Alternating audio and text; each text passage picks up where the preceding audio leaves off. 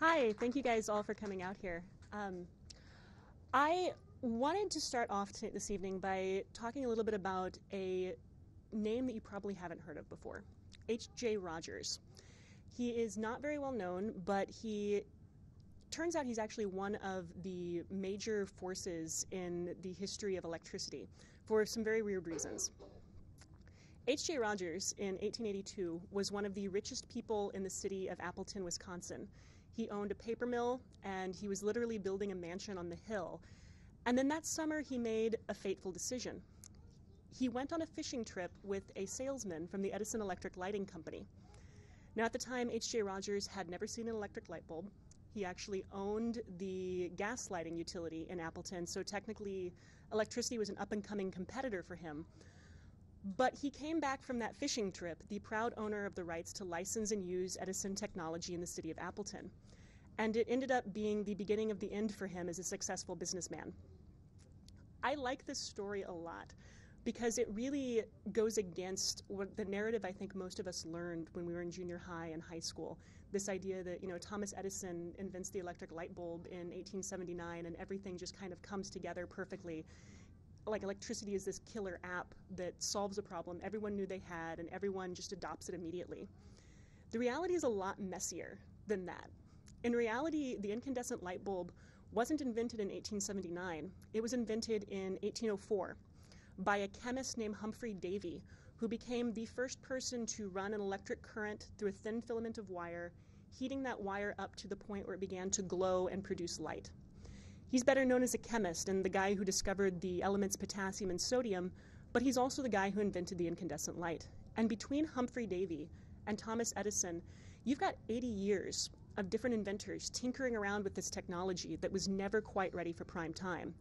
Even by the time H.J. Rogers came along in 1882, electricity still wasn't a sure thing. And I think this is important to know because we're in the middle of these energy crises. We have climate change bearing down on us, we have limited amounts of fossil fuels, we have infrastructure that hasn't been updated in 30 years, and all of those things are going to require technology to solve our problems. But at the same time, we like to tell ourselves stories about technology that don't really match up with reality. We like to talk about times where one guy had one idea and it completely changed the world. And that's really not what success normally looks like. If that's all we know, we're doing ourselves a great disservice. If you don't understand that the electric grid that we have today isn't a perfect thing, that it's not an ideal system, and it has a lot of flaws that damage put us at risk even beyond renewable generation, you're not going to understand what our energy problems actually are. And you're not going to understand what the solutions actually are either. And that's one of the big reasons that I wrote my book, Before the Lights Go Out. I want to tell these stories that help people understand how this technology that we base our entire lives around works and how it's going to be affecting what we can and can't do about energy over the next 30 or 40 years. And to tell that story, I actually have to start in the state of Wisconsin. In 1882, Thomas Edison was putting together the first centralized electric grid in the entire world in New York City. But at the same time, H.J. Rogers was working on his electric grid in Appleton, Wisconsin, and came very close to actually beating Edison to the punch. Edison opened his grid in August of 1882. 2 weeks later, in September, H.J. Rogers' grid came online. It was the second centralized electric grid in the entire world. It was the first hydroelectric power plant in the entire world. And more importantly, Appleton, Wisconsin was the first place that somebody other than Thomas Edison, without Edison's team of geniuses working around him, tried to take this technology and apply it in the real world. And he failed miserably. And when you understand why H.J. Rogers failed, you'll have a better understanding of how our grid works today and why there are some problems with it. H.J. Rogers' first problem was a technological problem. Specifically, he had no idea what he was doing with the technology that he'd purchased. There were no such thing as electric linemen in 1882. There were no such thing even as electrical engineers. That was a job that Thomas Edison's staff was kind of inventing as they went along in New York City, and none of them had come west with the generator that H.J. Rogers bought. He'd bought this technology, but he hadn't paid anybody to come in and tell him what to do with it. And that matters because the grid is actually a lot harder to manage than he realized. I like to talk about the electric grid as being a lot like a lazy river at a water park. The grid isn't just like one wire that connects you to a power plant. It's a circuit of wires that connect power plants to consumers and back around to the power plant again. And you have to have that complete loop, or you're going to get blackouts. Likewise, the grid has to operate in these specific parameters. The electricity that flows along it has to move at a constant speed, which is analogous to what engineers would call frequency. And it has to move along at a constant depth. That's analogous to what engineers call voltage. And how you maintain that constant speed and constant depth is by maintaining an almost perfect balance between electric supply and electric demand. If that gets out of whack by even a fraction of a percent, what you get are blackouts. H.J. Rogers did not know this, and he made some mistakes because of that. I told you that he owned the paper mill in Appleton, and this paper mill was powered by a water wheel. And so he thought he could save some money by having the same water wheel that powered his paper mill also power his electric generator.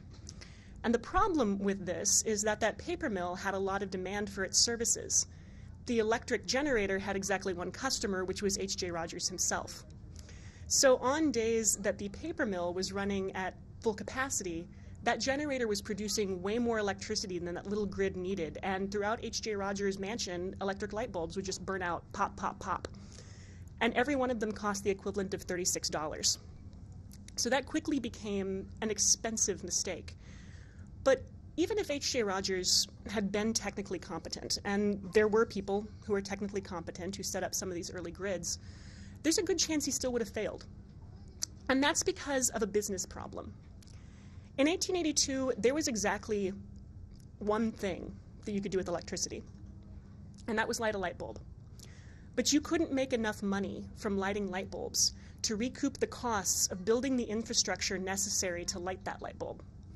This was a huge problem. Up until the 19th century, very, very few American businessmen had any kind of experience dealing with businesses that required you to build this massive, expensive infrastructure before you could even get started. It was something that was affecting a lot of different industries at the time, not just electricity, but also long-distance rail. And in all of those industries, what you saw were companies failing over and over. H.J. Rogers eventually went bankrupt. The people who bought the electric utility in Appleton from him also went bankrupt. And so did the people who bought the electric utility from them. It was not until the 1920s that anybody was able to make owning an electric utility a profitable business. And even then, it was only because electric utilities set out to actually create their own demand. They set out with this concerted effort to invent things that people could use electricity for. And along the way, they created the electric toaster oven, they invented the electric curling iron, and they found lots of different things to do with electric motors. I'm sure some of you have seen history books where you can see even very small towns having these great big networks of electric streetcars. A lot of those were actually owned by utility companies trying to find something for people to do with electricity during the day. So that worked to make electricity a profitable business, but it only worked in cities.